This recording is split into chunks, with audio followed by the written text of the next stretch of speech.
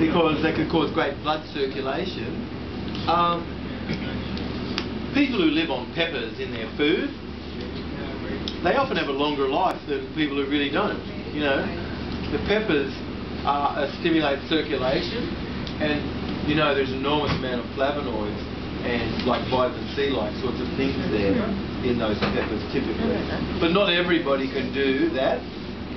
Our camera person has sensitivity and can't really do peppers at all. And all of the environmental sort of toxins and things, that could have caused blood to really be more clumped and rouleaued like a stack of coins.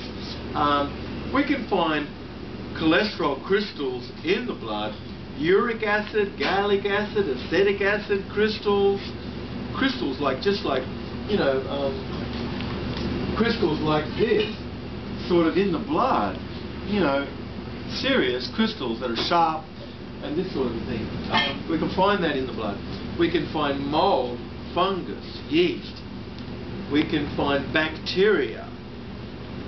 We can sometimes find toast and spaghetti and mercury and all sorts of things like that. Most people's blood, if they are consuming a standard American diet, which that's called the SAD diet, their blood is absolutely like a trash heap. And I think it's some 70,000 tons of food the average person consumes in their life.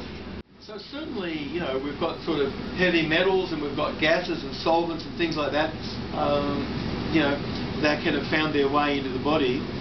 And then, of course, we have the situation where most people are eating food which doesn't sterilise, it doesn't eco-sterilise against mold, fungus and yeast. Those foods don't, and they create mold, fungus and yeast. This is all of the flour, the wheat, of course, the rice, the beans, the banana are just a few examples of foods which end up as runaway sugars in the body, not managed by a person's liver. And they also, these foods have strange undigestible proteins in it, which can't be broken down properly. And so then that gets into the intestinal tract, of course, from eating, and then these strange undigestible proteins really start to wreak havoc on the body. The body can have developed an autoimmune condition where it has attacked the tissue where that was absorbed. So there can be all kinds of conditions that can have arisen as a result of autoimmune conditions of the colon and intestinal tract.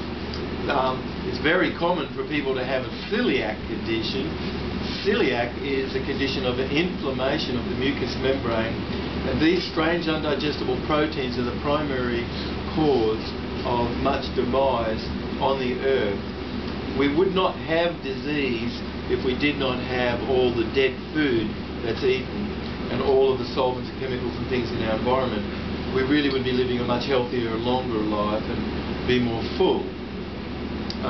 So we have to become aware of where those toxins are coming in and have the ability to be able to say no more to harmful things.